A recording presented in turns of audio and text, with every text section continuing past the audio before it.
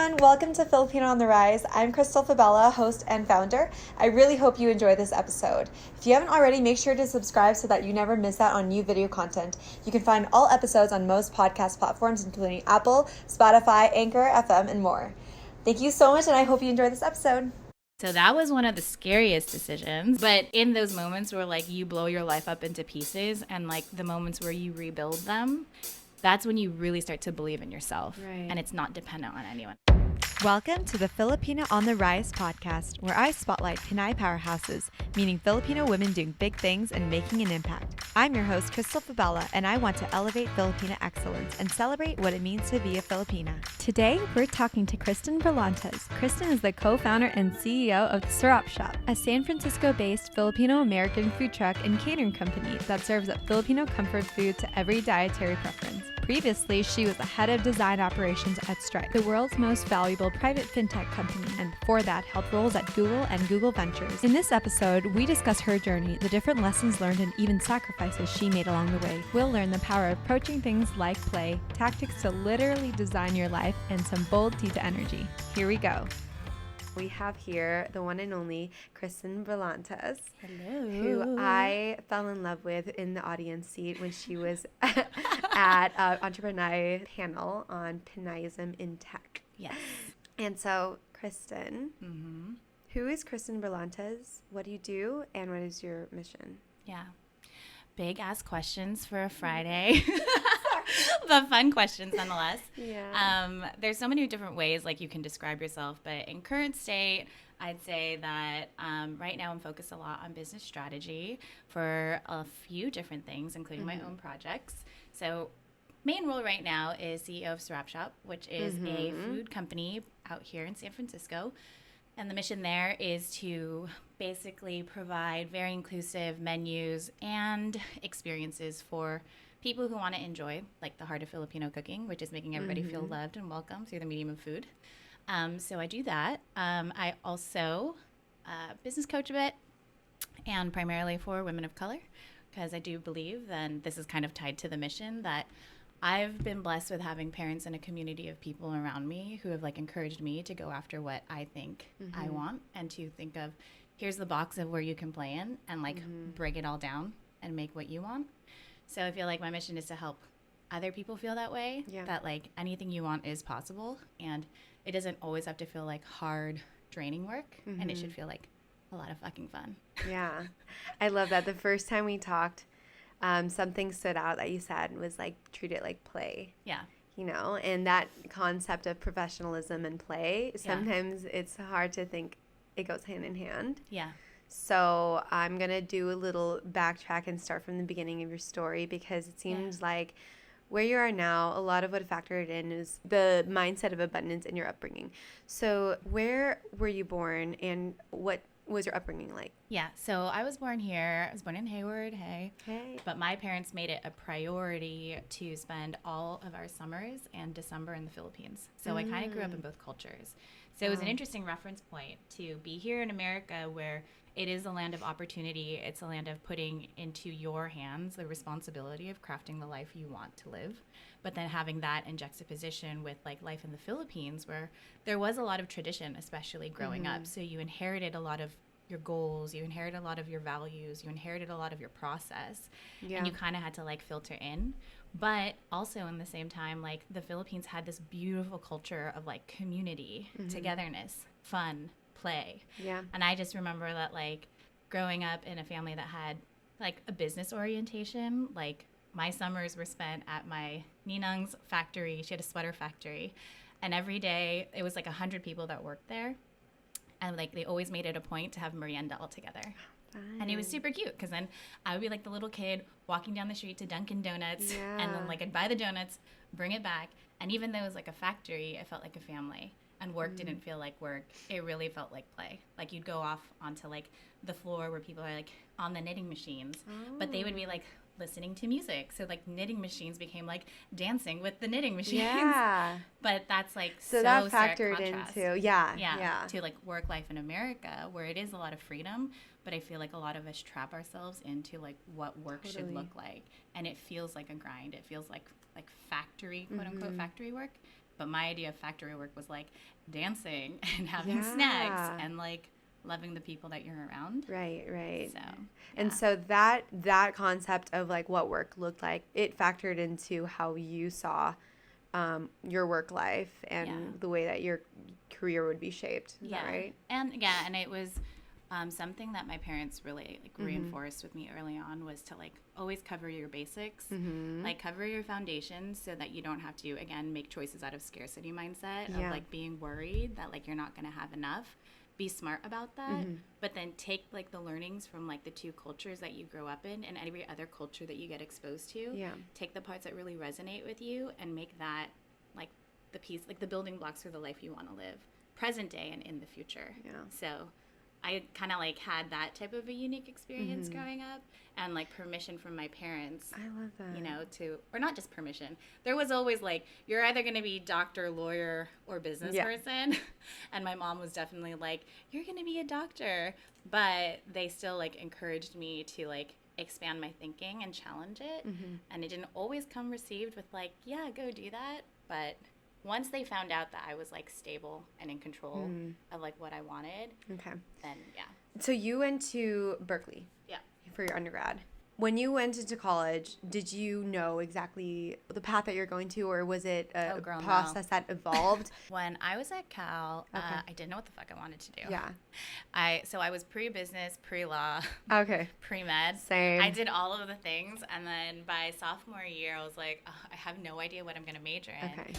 To eventually choose a major, Kristen just plugged in all the classes she already took to see what she was closest to and eventually chose public health. When she graduated, it was the recession, so there were very little to no job prospects. But she always had an entrepreneurial spirit, and in this situation, she took on opportunities such as real estate and flipping foreclosures, and even serving as executive director of a dance company, Funkonometry, continually exercising, creating your opportunities when you don't see it. I think like business has always been a part of my life. And I think like one of my point of views is that you can be entrepreneurial no matter where you are. But because I got to do that type of process, that type of living early, even when I got to a place like Google where there's like a lot of structure, I never treated it as like, I mean, we kind of talked about this at the wing, like instead of asking for opportunities, even in a corporate structure, like figure out ways to create that for yourself, understand even like the internal market of demand, of gaps and problems, and then figure out like, are you passionate about that? Do you want to create an opportunity for yourself? Because that's totally possible, especially when you're at companies that align with your like values. Can you give an instance of the company where you came in and you almost grew your own opportunity from within, and what kind of approach did you take? Because a lot of times we feel that there's this very linear kind of process, and there should be a promotion, there should be the right time, there's the right person who's gonna elevate you, but what was your approach in that? I think like early in my career, especially at Google, I thought a lot about what types of experiences did I want to have, because when you leave a job, there's obviously like titles and everything, but like titles only matter as much as like the stories you get to tell about what you contributed.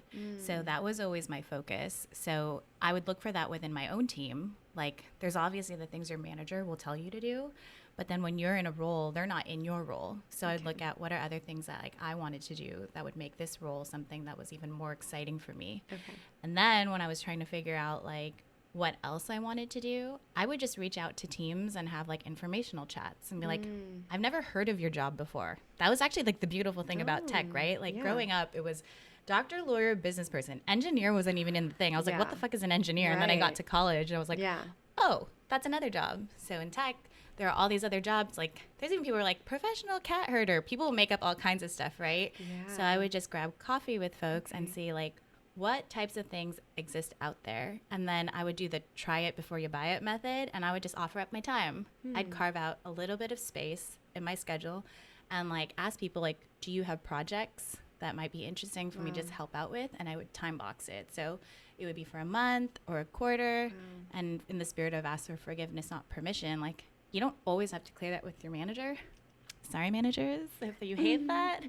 But as long as you're handling your core job and your shit, like who's supposed to like withhold opportunity from you if you're like, again, doing it all in service for a larger company and everybody's on the same team? That's crazy, because that's not an approach a lot of us are taught for our internal growth. It's kind of like there's a clear path and you wait for it. But what you did was just kind of looked around. And you were strategic, though, in a way of like, I'm going to follow my role, but I'm going to take this little other, additional time I have to take on projects. And did you organically come to that, or is that something that you were always taught? Well, my dad was the one who always told me, like, if you don't like the situation you're in, figure out a way to change it, because no one is going to change it for you, but you have to have an opinion about what you want. And so I remember early on, I just like didn't know what I wanted. So I would at least try to do is try tons of things to kind of suss out what I didn't like fast. And then also at Google, there was this concept of like a 20% project, but it was at the time only like a formal program for engineers. So engineers could kind of like develop a thing. So I kind of was like, if there's no 20% projects just readily available, how do I carve my own out? That's amazing that you had that, like, if it's not there, I'm just going to start it, though. Yeah. And the reason I say that is because I think that we're brought up in, like, a culture of there are certain systems and structures in place, and that's how you essentially grow yourself, by following this linear process. And you had the reverse mindset of not having to follow the rule book out there, of just kind of being able to create your own rules. Yeah. And you didn't have fear that it was going to fail. There was always going to be a way to problem solve. I'm just curious, like, when you think about Filipino culture and like maybe other Filipinas, like how we're taught to grow up and like how you want to challenge that mindset. Yeah. A lot of it is, I think, rooted in, it's kind of funny because like later on in my career, I got to learn a lot about like design theory, design thinking, design method. And then I had realized and kind of connected the dots that a lot of what I was doing was kind of just like intuitive design of like looking at a thing, understanding your constraints, your goals, and then breaking all the pieces apart and then finding different ways to like put pieces together because you realize that there's like a million different ways to do a thing. And so I think that's something that like would be super helpful. And like when I do business coaching or like business consulting, that's a lot of what I talk about with folks. Like you have a goal and your goal remains constant and you have constraints that you know you need to design to, but then like let's break the pieces down and then find other pieces and then say, how do you like configure that? And then also configure like 10 different realities so that you are reminding people that they're in power of like the journey and the process to get to the destination. Because inherently like shit's always gonna go sideways. And that's kind of like a given. Like sometimes things will go completely according to plan, but in the event that it doesn't, it's really good to be equipped with like the tools and like the resilience and the emotional intelligence to be able to navigate those things and pivot in a way that again like the process and journey still feel like fun. I every time you use the word fun and play, it like throws off my I know. because we think of like the career was, journey like, as work. so rigid. Yeah. Why do you feel like that's an advantage to approach things that way? Well, that's what creates resilience, you know, like trauma inherently happens, like shit goes sideways, challenges will like confront you, but the best times you have are when you're like, how am I going to make problem solving this fun?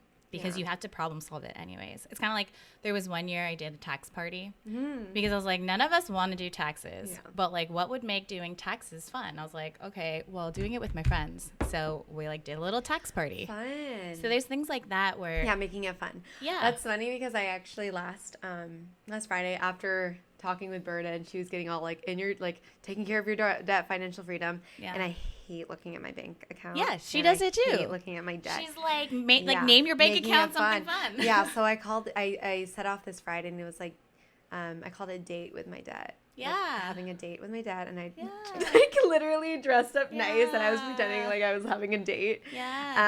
It's literally like, again, that's like the transfer or like the evolution of like scarcity of I just need to survive to like abundance, where abundance doesn't have to only mean financial abundance. Abundance is just like welcoming in the things that are going to make your life feel like full, rich, luxurious to you. And so sometimes that's money.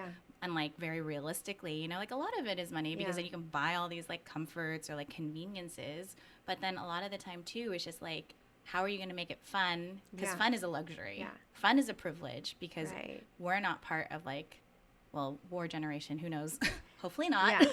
But like not in the same way that like our parents were part of war generation, you know, like I think a lot about how much they did have to sacrifice to get here.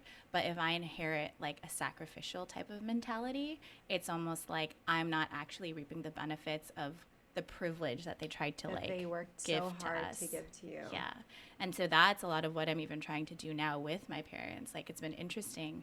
They're both retired. And I remember when I was a kid, they would be like, when I retire, I'm going to do X, Y, Z. But now they're back to like scarcity mindset of like, I'm not an income producing human anymore. And even though they have enough retirement, they're like, how do I enjoy it? So now, like, really getting to practice that in my own life, that's like a gift you get to give back to your parents. Like teaching them about the privilege that they've also earned in their retirement. Yeah. So I find that all like really interesting. It's a lifelong cycle of and it's a practice. Like, and it's not only something that I think folks of color experience. I think it is kind of like something that is, I don't know, pervasive in tech community. Yeah. Like, how do you, not for everyone, but how do you have fun while you work? Sometimes people take things too seriously, but I would really love for folks of color to, like, if you're here, I mean, like, you better enjoy it. Like, if you're working at your desk and nobody else is around you, like, you're doing tech wrong. And it's up to you to give yourself permission to do that, because you get to define what is enough. Absolutely. So in this next part, we actually had to take a break 4 times because the building alarm went off 4 times, having people evacuate. Anyways, we kept recording. I put the bloopers at the end if you want to listen in. It's actually pretty funny. Ironically related to the topic of dealing with disruptions within a system, I continued on asking her when she felt empowered to start making changes within a system. And Kristen emphasizes the power of not always asking for permission, just inviting people in and making the change when you see it. So I felt empowered from the start because I've worked with like amazing people who told me like, stop asking for permission and just like fucking do your job. That's what I'm really learning to put into practice. Like, stop asking for permission. Yeah, or asking like, is this okay? Did I do it right? No, but that's so ingrained in like, yeah, because that's what the school system reinforces, right? Like the grade system of A, B, C, D, like, did I pass? I feel it's like the world is fucking gray area. So you just have to be in charge of your narrative. You have to understand your metrics and then just go after it. And again, spend the time understanding that like, it's not just what you do with your hands on like a keyboard or whatever your work is, but it's the people around you. And like, the sooner you actually start investing in like the relationships around you and caring about the people that you are supposed to be co-creating with, you are missing the boat on like how to have influence. And I learned that over and over again in so many different scenarios where, you know, I think anytime somebody starts something new, imposter syndrome gets in the way of that. I was just going to ask you about that. Yeah, but because you seem like somebody like, wow, Kristen just really knows how to take ownership of the role she's in and just go after what she wants in the workplace. And not always. Not be apologetic about it. And I'm curious because something that we deal with all the time is imposter syndrome. Yeah. Have you ever dealt with that? And 100%. How did you like re-empower yourself that that's where you are meant to be and you are deserving to be this place? Yeah, a lot of it was just being really vulnerable with my peers and my manager. Like, especially in times where I was feeling like, I have no idea what I'm going to try to do here. I would also, especially when I was new to a role, I would do the thing of, it has to be perfect, and then I'm going to show people, and I want them to tell me that it was perfect, instead of inviting them into the process and allowing them to see me in like messiest state. And so it took having to just say like, fuck it, you know? Like, I'm going to send something to someone, but at least call it a draft, and then also invite them to help me. And that's not something that, you know, we're taught early on, like, to ask for help. And I understand where a parent's coming from when, like, they tell us that, because it is a survival mechanism. Because during their time, like, there was so much more racism that, like, to ask for help was a sign of weakness then. But if and again, this is dependent on, like, the culture you're in. Like, if you're in an environment where, like, the system really isn't aligned with your values and isn't setting you up for success, like, that is a whole nother situation, and I'd have like different modes and methods for that. But if you're in an environment where the culture supports that type of growth and that type of autonomy, people want to be invited to your process, because also it's great, like, role modeling of behavior. Because it's very likely that people around you too have imposter syndrome. And so there have been many situations where in the end we find out that like we were all really tense and we were all like presenting to one another, just wanting to see like, did we make the other person happy? Did we please them? And in the end, we all just wanted to actually say, like, none of us know what the fuck's going on. Like, can we actually just, like, go into a conference room and work on this together? And it just takes one person to, like, do that. And that's a level of vulnerability. Yeah, and listening to your gut. And allowing to, like, show people your gut. And, like, once you're in a leadership role, one of the biggest lessons I learned there was understanding pacing of how you show your gut and, like, who you show it to and in what sequence. But you have the intuitive of who does show that to, right? Well, I mean, I also check in with everybody. Folks. Well, I mean, like, no, I've done it totally with folks where I was like, hey, do you think about this thing? And made them really uncomfortable. Oh, okay. But then, you know, you like pull someone aside and you're like, there's nothing you can do that can't be undone or processed, you know? That is like that mindset though. I think people, like so many of us lack it. Like there's nothing so bad that you can do that it'll be the end of the world. Yeah, like it's okay to make people uncomfortable. Yeah. It's okay to make yourself look like an ass. Like what matters most is what you do after that. And that's also like the biggest growth moments I've had when I've been so fucking embarrassed or I really made a fuck up. Can you give us an example? I my God. love, there's I just so love, many. I didn't think of like one recently. Just because looking at your background, I'm like, it's beautiful and it's like perfect. And oh, girl, no. I've made so many mistakes, but I make them really fast and I make them like really intensely. Like there's so many. So there was one time I was managing a budget that was definitely in the millions and I lost track of $50,000. I was like, where the fuck did the $50,000 go? Yeah. And I spent so much time trying to find it. And I didn't know where I put it. Like, I was like, is it just, like, missing in a spreadsheet? Like, I have no idea. And then I also was like, does this even matter? Like, how much is $50,000 compared to, like, a percentage in, like, a $5 million budget? But my dad was an accountant, so I was like, I got to find every fucking penny. Yeah. And then eventually I was like, okay, I'm going crazy. Like, I physically was making myself sick. Crazy. And then so eventually I just, like, told my manager, like, I know it's wrong, but I don't know how it's wrong. Can you help me? And then my manager at the time was actually really grateful because he was like, you never ask for help. I would love the opportunity to help you. So it's kind of like we were sort of talking about that at the wing, right? Like people who are managers, they are managers, hopefully the good ones, because they want to help you. But then if you never like give them the opportunity to help, oh my God, you know, or even it's a similar story, but even with my mom, this is like not work related, but this is like in the same concept. I remember like being heartbroken for the first time in high school. Yeah. And my mom was always like, don't fucking date anyone, be your own woman. But I remember just getting super heartbroken and we were at dinner and I started crying and I went to the bathroom and then she followed me and I was like, fuck. I remember when I was a kid, my mom would say to me, like, don't make me give you a real reason to cry when she was trying to discipline me. And I was like, this isn't a real reason to cry. Don't cry over boys. And then she went into the bathroom, she checked on me and she was so sweet. And she was like, it's okay. Like, you can be heartbroken in front of your mom. Like, don't rob me of the experience of being your mother. So same thing with your teammates. Like, don't rob them of the experience of being a teammate and holding space for you. Because if you do it with them, then they know that they can do that with you when they're feeling like they need support or partnership. Yeah. So it took many revs of doing that.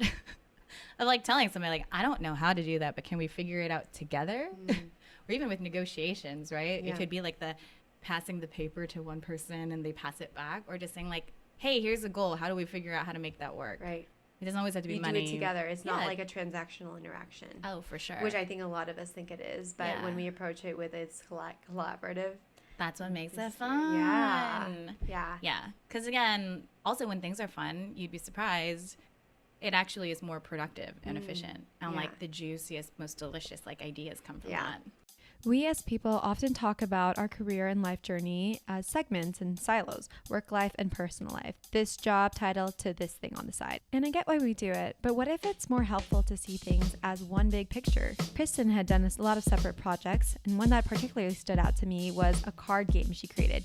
Yes, a truth and dare inspired card game you can actually buy and play with your friends called Know Your Humans. And so when I asked about these things, almost posing it like it was so separate from her career journey, she pointed out something interesting. Compartmentalizing things might actually be restrictive sometimes and can keep you from connecting important dots. This concept has been key to her journey, that you should zoom out, look from a bigger lens, and you can connect your life anywhere. Yeah, so you can connect the dots. And this is, again, like when we're thinking about goal setting, we're thinking about constraints, like blow it out to a bigger picture. Like just what do you want in your life? And how does career kind of fold into that? A lot of the people that I business coach, they'll talk first to me about like, I want to make this amount of money. And I'm like, great, but for what? And then they think like, I have to make that much money to then deserve and afford the life that I want. And then I ask them, like, in that life picture, what are the things that change? How do you feel like waiting to live like the life that you're actually trying to like earn this money for? But actually, like when you think about it and you think about like, well, how do you want to feel? Who do you want to spend your time with? Like you can start building those things earlier if you stop segmenting your life so strictly. So like when I was doing things like I was feeling actually kind of uninspired at work the time I made the card game. I was on a team that was on transition. A manager was leaving. Morale was pretty low. And so I could have just like ejected out. But instead I was like, how can I find inspiration elsewhere? How can I gain a skill that I want to gain? I just wanted to learn how to make a game. And then I happened to be in a kitchen and I was like talking to somebody randomly in the kitchen. We ended up becoming best friends. One of my closest friends. And we ended up making a card game together. And that's like, again, stuff that if that helps you with your next opportunity, like you put those things on your resume. But then if not, then it's also just a fun ass experience you get to do, especially when you want to like maybe take a break from grinding it out at work. Because I know all the Filipinas out there do not just do 100%. No. Like your B- work is somebody else's A++ work. Yeah. And so if you decide you want to do like the norm of A work and then carve out space for you to do anything you want, whether that's volunteering or creating like a new program at work or just chilling the fuck out. Yeah. Like you have permission to do that. You just have to like give it to yourself. Yeah, I love, giving yourself permission. The only permission you need is from yourself. Only, like if you love like the scale of grading of like A, B, C to like, what is an A to you, you know? And then like actually define that. Yeah. Instead of, there's so many people I know that like have not even defined what an A is for them on a piece of work that they're working on, but they know they want to get it. So I'm like, you are never going to be satisfied because you don't know what that is. Okay. So to somebody listening, and they're, you know, what they're doing might be very one-sided right now. Yeah. And I think that we as humans are just so complex. We don't just ever have one or two skill sets and one or two passions. There's a multiplicity of it. Yeah. How do you give advice to somebody who is struggling to let themselves feel permission to take on all these multifaceted parts of themselves? Yeah. I mean, I think it's a few things. First, it's starting with at least the basic question of how do you want to feel for a time box period of time? Because when you start thinking about like, how do I want to feel forever? Like that really also then puts you also in a silo of you're not going to feel this way forever, but actually for a period of time that you can control. How do you want to feel? And then really writing out like, what does that look like for yourself tangibly, you know? Like, what are you wearing? Who are you with? What are you doing? And I love doing like the what are you doing and what are you wearing? Because that actually gets you to the tactical goal of like, how much money do you need to make? Yeah. Because then you have people who have like this uncapped view of like money goals. I'm like, but do you even need all that right now if it's at the expense of that retired-ish life that you want to like go to? Like that's where you get to define the pace of like the success road that you're on. Like you could drive down it and sprint it, but you're like, maybe this year for 2020, I'm going to take the scenic route.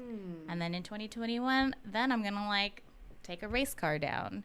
But you choose that on like, so do you like recommend that we really sit down with ourselves? Oh yeah, and really make defined things about what you want.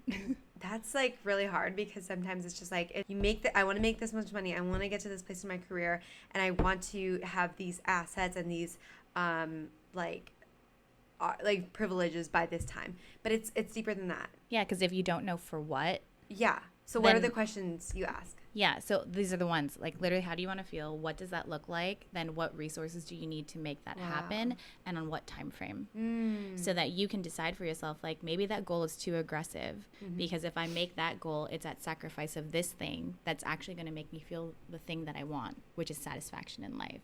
And that's where you find people who are stuck in jobs that are unhappy because even though it's getting you financial security or like the cream on top type of money, it's at the sacrifice of things that they actually personally want and can't afford if they just decided that that piece wasn't important.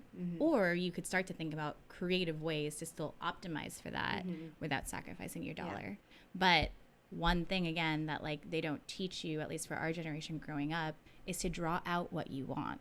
Somebody predefine that for you. And it should be an exercise and practice of doing that at least once a year.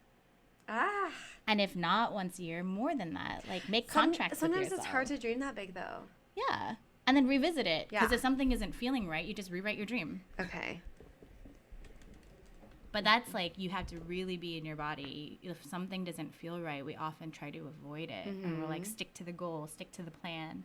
But you have to listen to that intuition so that you can revisit it and see what's not working so you can fix it. I actually met you first when you were head of design ops at Stripe. Yeah. And there was a pivot point for you when you really decided to step away from, you know, this opportunity into going fully into somewhere else. When you got into head of design operations at Stripe, that's a big deal. That was a big, like, that's the biggest like corporate role I've had. It's the big corporate role that all of us kind of, for an amazing and, like, company how did she get that's there? Like on such a great trajectory. So when you got that, like what built up to that stage in your life, and what was that like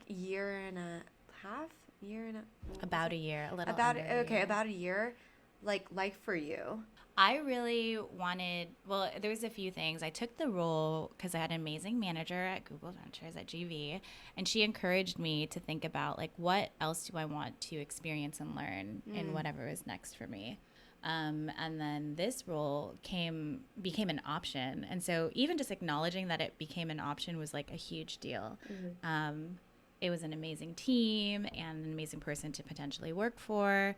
But it was definitely in a space that I've never been in before. So I tend to gravitate to things that I've never done before because that's where I know I'm going to like learn the most. So I went in it with the perspective of I'm going to fail at a lot of shit and I'm going to learn. But it was the first time too that I got to be in more of a formal leadership role where you had the ability to kind of define a culture, process, and where things were headed. Yeah. So that was exciting. When you say it was never something you'd done before, that's usually the stopping point where like, I've never done this before, therefore I'm not qualified. I don't check all these boxes. Yeah. So some of the first conversations I had with them, I was like, I am not even a traditional background of this role. Like, why do you even... So how did you approach that? And how did you set yourself up for success in that process? Yeah, so a lot of it was taking the temperature of like who would I be collaborating with, and are we going to have a compatible collaboration style? So that's what I was looking for first. And then during the year, there was just like a lot of stuff that happened in my personal life. Like my dad has been kind of sickly. The Sarap Shop was like actually growing faster than we could, keep up with. And then I had, some family things also in the Philippines were super close that they were really delicate things that I had to take care of. So that year was kind of the year of, I am firing at all cylinders, and but both in like positive and challenging. So like not necessarily bad, but just it's hard. Yeah. And so it became a situation of like, this is supposed to be the moment where I get to like be in the biggest role I've ever been in and actually try to do it fully. But it was at the expense of how I could be present for like people in my personal life. And that really wore me down. Wow. And so it actually took a lot of vulnerability and courage to even tell my manager, like, this role is bigger than like what I can do right now.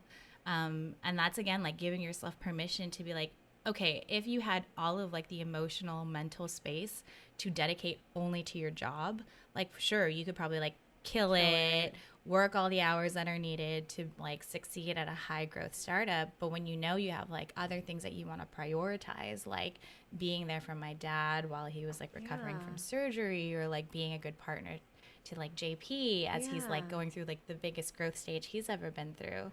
like those are the trade-offs that you're faced with.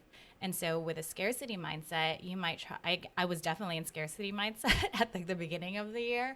I was like, I have to make it all work because this is like the only opportunity I'll have to be in a leadership role. And it was interesting because I was like, where's that coming from? And where is that pressure coming from? You can't falter this. Well, yeah, because I didn't want to let down my manager at the current time because I knew like he was taking also a risk on me of bringing on someone who was actually more junior than like other candidates. And also my former manager at GV who like really advocated for me. Hello. You know? This is what happened in our last thing. Thank you. So there was a lot of people I didn't want to let down. I even didn't want to let down my parents because they were so proud that like they're so proud and excited, but also really freaked out because they didn't know which Stripe was.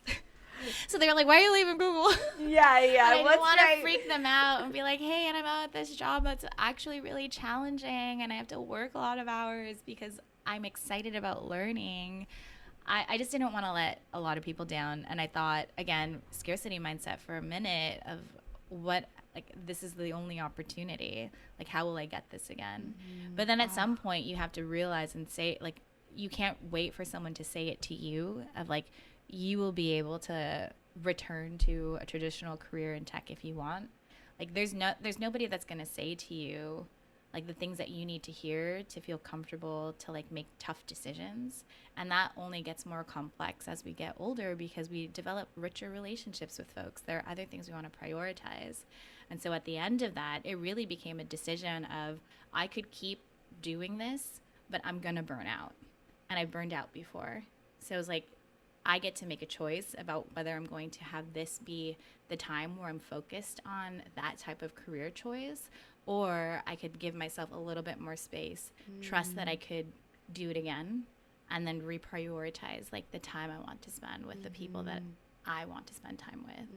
So that was one of the scariest decisions, but it was also a super empowering decision to say like, again, well, I actually have kind of done a lot of like, I'm going to blow everything up and we're going to hope for the best. Yeah. But in those moments where like you blow your life up into pieces and like the moments where you rebuild them, that's when you really start to believe in yourself. Right. And it's not dependent on anyone else. Because you yourself are forced to rise to the occasion of just really getting to what's important to you and what you want. Yeah.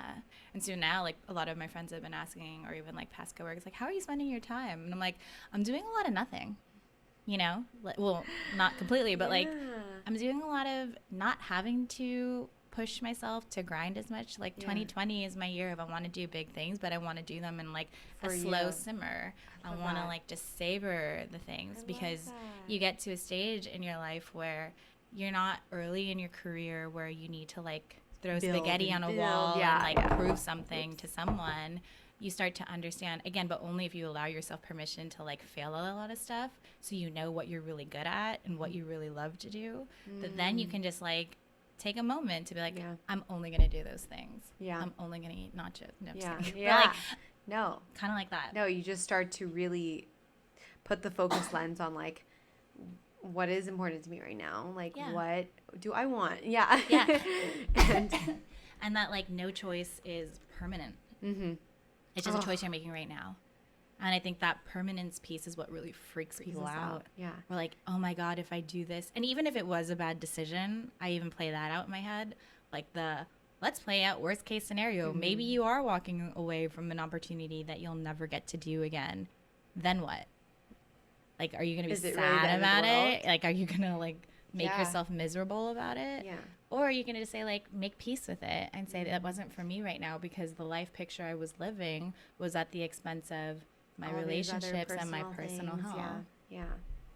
So when you were at Stripe, when you started Sarap Shop as more of, like, a side. Yeah, that was 3 years ago. It was for funsies. We did it because I was dodging getting married because I was at the time commitment phobic. Even though JB and I have been dating for a very long time. He was like, let's get married. I was like, this truck costs the same amount of money as the wedding. Oh my God. Let's do this contract first. Yeah, you're like, well, if it's gonna cost this much, we should just do this one. But then you eventually had a wedding anyways, right? Well, we're getting married this December. Okay. We're engaged. Okay, fine. But we started it off just as like a kind of prototype side project because JP was a person where he kind of did the same thing of I lightweight blew up his life. I was like, you're working in HR, but I know you're unhappy. And in my early 20s, I did the dumb thing of like, things are black and white and ultimatum. I was like, I'm not going to date a guy that doesn't know what he wants. So if you don't know what you want, we're breaking up. And then he quit his job that day and he was like, I'm going to try to be a chef. And he like knocked on doors. So at the time, that was like way more than 3 years ago. But at that time, he was about to get a promotion at work. And he knew that he always wanted to lightweight do a business. So I was like, we're talking about life planning. We do like couples offsites together annually. And so part of like our goal setting was talking about like, what do you envision for your life? So I totally take all of like my team development work home.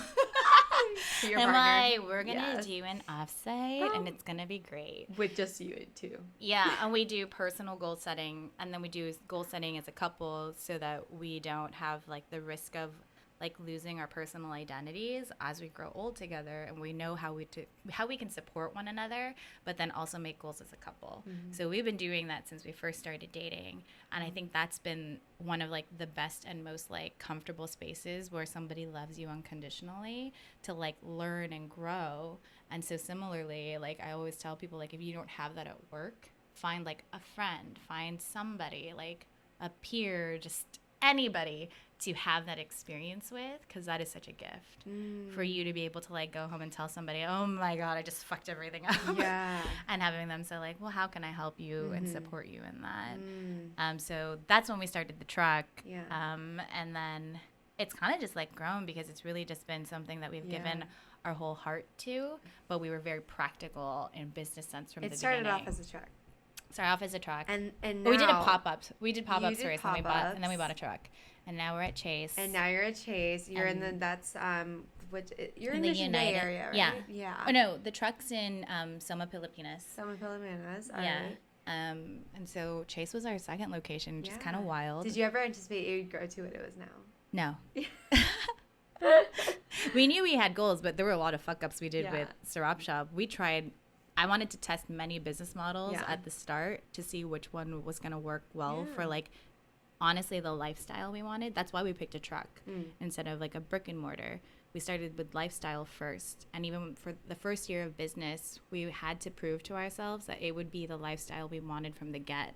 So when we got it, we even made goals of, I bought plane tickets to go on a vacation at like month 6. Because it was like, if we can't detach at month 6, we're going to be those people that are like, we can't leave the business because it's so dependent on us. And we're like, no, it's fine. And we did the same thing of like, worst case scenario.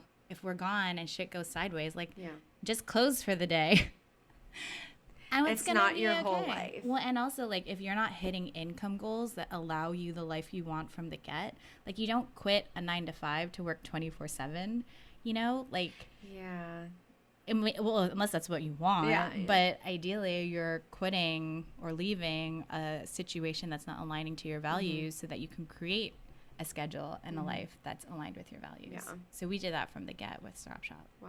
And I think that's been the reason why we've been able to, like, make clear decisions on things. We know what our values are and what our constraints are for it. And you have to pull yourself back to, like, well, what is the point? What are our values? And we've also had the conversation that if it ever becomes more than what our values allow and it financially doesn't make sense, we're totally at peace of walking away from it. I was actually just going to say, after hearing all these stories and the way you approach problems, it's not like you're hedging against failure. It seems like you're someone who has gotten really good at managing uncertainties and being at peace with yourself, being at peace with yourself on potential failures. Yeah. It's like if you can love yourself unconditionally, then you can get through anything. But it took a lot of fucking work to get there. It feels very like, oh, that's a self-love thing, but you seem to apply that in your business life and your entrepreneurial life. Mm-hmm. Like, because that's all it is, right? It's all feelings. Like, money's on the table. That's true. It's hella funny. Like, I remember when I was first even deciding like whether I would quit Stripe. it's crazy because it's also like the most amount of money I've ever made from a corporate Yeah. job. And so I would joke around with my friends. I was like, y'all, I'm making white people money now. Like, it's happened, you know? Oh my God. But then there gets to a point where sometimes so much is happening in your life Yeah.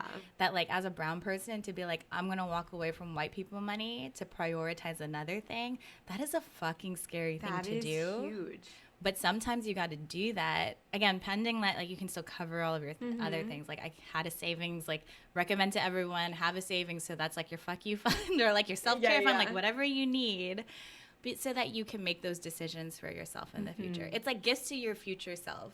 Like, I try to, because I had been through so much, like, up and downs before, and even, like, graduating at the recession. Yeah. It's like, when you're at your peak of anything emotionally, financially, it's like, how do you pack away a thing so that when, like, the worst scenario happens, you're not making decisions out of scarcity and fear. Yeah. You're still making decisions out of love and abundance in the moments where you might not have enough, like, emotional energy or mental space or, like, financials. So I try to think about that. Yeah. I'm like, what is the worst thing? So how do I plan ahead for that? Yeah, and if the worst case scenario does play out, is it really something you can't be resourceful about? Yeah. Because even in 2009, you know, like, I graduated with so much, like, college debt. Yeah. There was even one point where I just stopped making money for a year, and I was like, what am I going to do? And then I had so much debt. Like, I was like, fuck it, what just happens if I don't pay my bills? And then it's like, what happens if I get a collection call? And so I went through that. And, like, when you, again, let your life go there, and then you've proved to yourself that you can, like, rebuild from that, but do that over and over again. That's an act of, like, self-care and unconditional love. Because if you don't believe that you can get yourself out of some shit, then you're never going to make decisions out of love and abundance. Wow. Right, because you're distrusting yourself. Yeah. If you can really picture one of those really low points of your own journey. Yeah. And how you somehow pushed yourself through, because a lot of those kind of turn out to be one of the most really momentous self-growth places in your life. Yeah. What was that moment, and, like, what pushed you through? Yeah. So I think it's interesting. I think, like, the Stripe scenario is one of, like, the hardest, not necessarily, like, lowest. And what was the Stripe scenario? Like, the Stripe scenario was, it's a big ass job. I definitely need to learn a lot in the role, so there's a pressure there, and I'm responsible for, like, more people now. But then dad is sick. There's things happening in the Philippines that I need to take care of, and, like, a side business is growing. There's just, like, a lot of choices you have to make about what. Lots of choices. Yeah. And then some of the choices that I had to make weren't necessarily of, like, pure, I'm an American and I have freedom. It's, like, balancing the duality of the cultures. And the responsibility you feel with family. Yeah, and then also wanting to be, like, a good role model of what a strong woman leader looks like, you know? And I've had people, too, criticize me in the past of, like, your leadership style is too vulnerable. You talk too much about what's happening. And I'm like, I just like to share and be transparent. Yeah. Well, because we only have this, like, one form of leadership in our head. And But we're at the generation of defining what we want leadership to look like moving forward and in different spaces. Yeah. And that's happened to me, like, in many different places of my life. Well, thank you for being on the forefront of that, like, different kind of leadership. Well, and also, like, to your point, like, we were asking, like, how did I push through it? I actually didn't have to push through anything. I thought I did, but then that mentality for me of, like, I have to just grit and will my way through it was the thing that was keeping me where I was. Wow. So what I did was I just let myself fucking unravel. I let myself, like, cry in puddles. Like, I would be like, I'm going to just book this conference room real quick and just cry here. I just let myself feel exactly what I needed to feel. And then giving myself that space allowed me to, like, let it all out and then actually have energy to look at things clearly. But it took having to do, like, the unraveling first so that the moment that I had to make a decision about what to do didn't feel like forced. It just felt didn't like feel inauthentic to you. Yeah. It didn't feel like a draining exercise. It just felt like, this is a difficult decision. What are the facts and how do I work through it? So it's, like, again, like, different energy. Even when I talk about it, like, it could be like this. Or I could just be like, that's a fucking, like, a lot being compassionate with yourself and like letting it all out, and then looking at the facts and designing for like what you want next. I love that. Compassion for self, letting it out, feeling, and then you get into the creative mode, like strategy mode. And also like feeling with people who let you feel. Wow. You know, and like you can do it by yourself. Yeah, I always tell people like make a list of the people that you definitely go to when you're in crisis and the people you don't go to when you're in crisis. And the people on your don't list are probably still people you love so much and who love you, but you know that they're like not going to be the best like collaborators in that space because, for example, you might be triggering them, or they might be stuck in their own shit or like their own values. So you want to make sure that you know who those people are. Know your tribe, like know who you need to go to in the right situations. Or like they might all be your tribe, but just like know who is going to be like the right person to be there for you when you need certain types of work. That was even something I learned early on with JP. Like you can't expect your partner to be all of the things. Like that's unfair. Wow. You know, like there's so many life lessons happening right now. No, this is just like literally on every facet because you're wow, like it's true. You can't expect your partner to be all the things. And all the things at all the times because they are going through their own shit too. Exactly. So like, and we put that pressure and the weight on our partner sometimes. And that's why we do the goal setting early. So we can be in agreement and alignment of what we expect out of one another. And then if we find that like we need more or less, you have check-ins.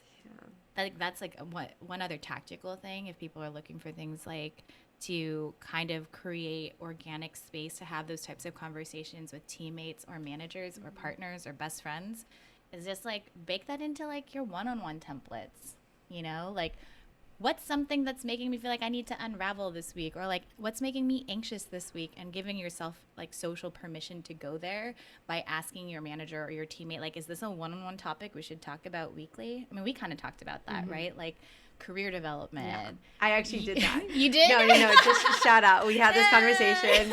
Kristen, literally, you know, I've been thinking about change in my career and growth, and I've been here at my company for 2 years and just didn't know how to bring it up or if there was a role built in for me. And she was like, just own that conversation, own that growth, put it on her calendar.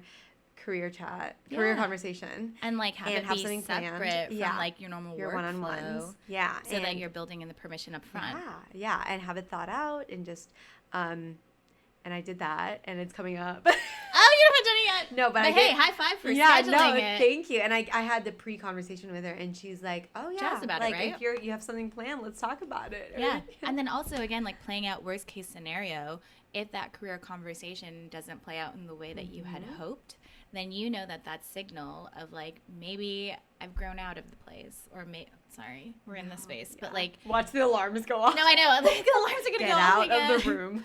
This bitch is ruining everything.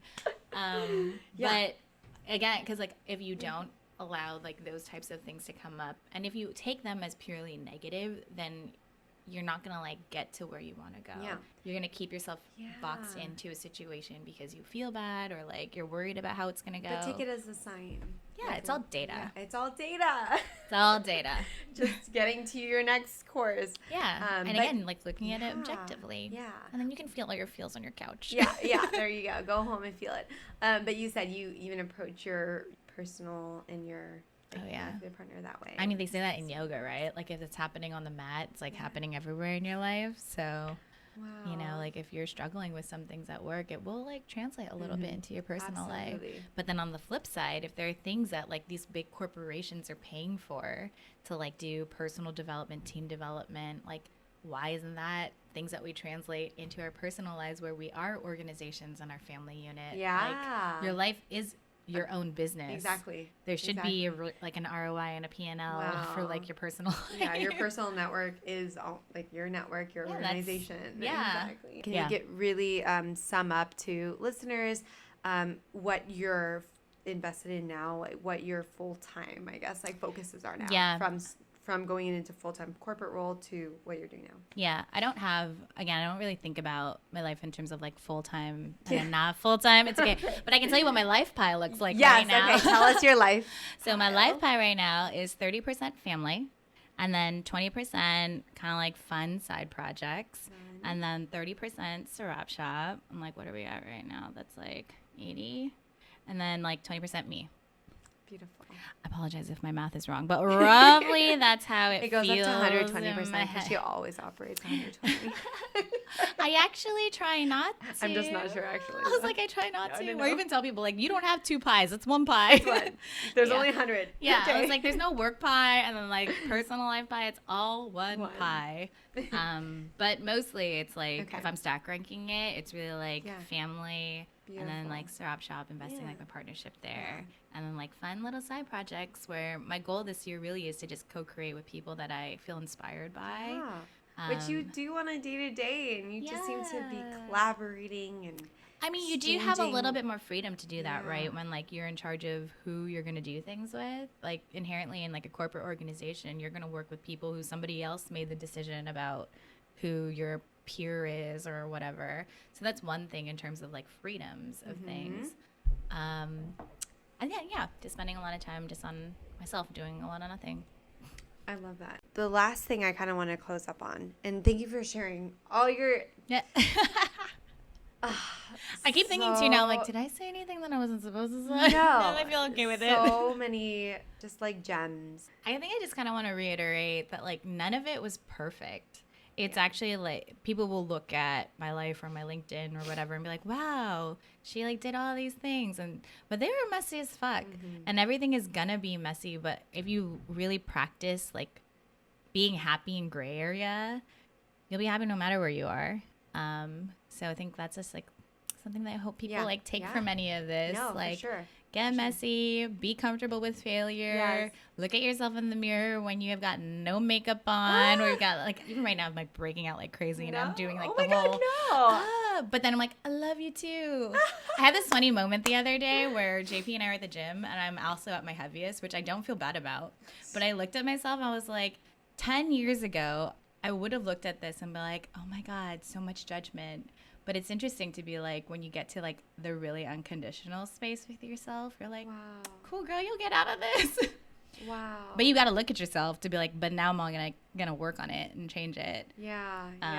So I think getting to a space of that unconditional like compassion for yourself can start to liberate your thoughts, your feelings, your actions, your own like limitations. Yeah. And just go into play mode. Yeah. No, seriously. I like, again, like people will always say like, you got so many things to say. I'm like, just because I've been through a lot of mistakes, make more mistakes. You'll have lots of gems of things to say after you come out of it. No, it's because of it's true though. It's because you've been through the mud.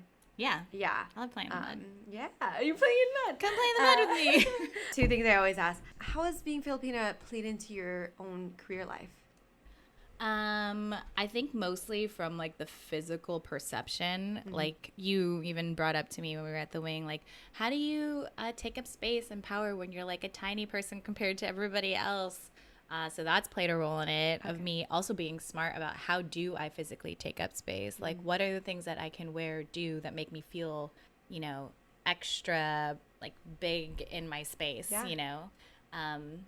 So it's mostly played a role in terms of like, what do people expect when they look at me? And that's, again, something I've had to get, like, real and savvy about, because it is still a biased world. And if we only play in the ideal, you miss out on, like, being smart about how you need to play the game. So there's things there. Okay. And, I don't know. And then also on, like, the more positive side is, I think, I don't know if your family is like this, so I'm a little bit biased, but my whole family, like, all of the Filipinas are the ones that bring the fun. Yeah. Sometimes I feel like everybody brings a little bit of the drama, but we bring the fun. Yeah. And so the if humor, the laughing. The humor, the laughing, the nurturing. The lightheartedness, yes. So I think when we embrace that and bring that to the workplace. And then especially as a leader, I'm sure that changes the dynamics of whoever's on your team. Oh, for sure. Like, you know that Tita that can cut through, like, any awkward moment by cracking an inappropriate joke? Like, I don't know, like, I'm saying, like, do that at work. So are you the Tita now? I think so. No, I totally am. I was telling this to my friends. Just claim it. Just own I was your like, Tita-ness. we're the new generation of Titas. So they're going to be, like, tagging shit and, like, being but who are you dating now? Yeah. But redefining that into teaching people to love themselves instead of Titas are like, oh. Yeah. But that's also a way to take up space with, like, that big-ass heart, that charisma, that spirit, that loving energy. Yeah. It doesn't have to be masculine is always the only thing that's a form of being strong. Having that, like, bold ass Tita energy, like that can even be bold ass Tita energy. Yeah, that can be a little hack. Like, you know, people will say that when you're going into a space where you're feeling like nervous or intimidated, play a character. Just be like, what would your big bold Tita do in this situation? If somebody was like, hey, your presentation has a typo, Tita would be like, is that the point of the slide? You know? Oh my God, just calling it out, asking unapologetic questions. Yeah. That's the Tita energy. Oh my God. Yeah. I love that. So I'm already picturing a graphic of the bring your Tita energy, Kristen Brillantes. There should be like a day where it's like bring your inner Tita to work day. And that'll be Tita the day. Tuesdays. Yeah, Tita Tuesdays. Oh my God, that would be so fun to be like, what's your power Tita move that you're gonna do today? Power Tita move. Where like in a moment where you feel like I would normally not say anything and let that slide. Be like, no, what would she do? Yeah. I love that. Let's start that. Big Tita energy. We're reclaiming the Tita vibes. Yeah, no. And we're empowering ourselves to bring our Tita to work day. Yeah. I actually really love it. Let's do it.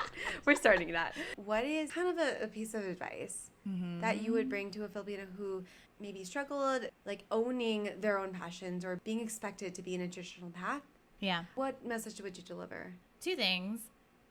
If you're even just exploring the idea of like veering off the path that was set for you, prototype and test it in small doses. Pick up a side project, connect with people who inspire you, do it as a hobby first so it doesn't feel so like high stakes, and you're also building your network in that way. And just, you know, like try it, let it fail. Yeah. And then like just prove to yourself that you can do that. Doing it in those small doses will like help you get to like gaining the confidence, the skill set, and the community that will help you make like the bigger step the next time. Yeah.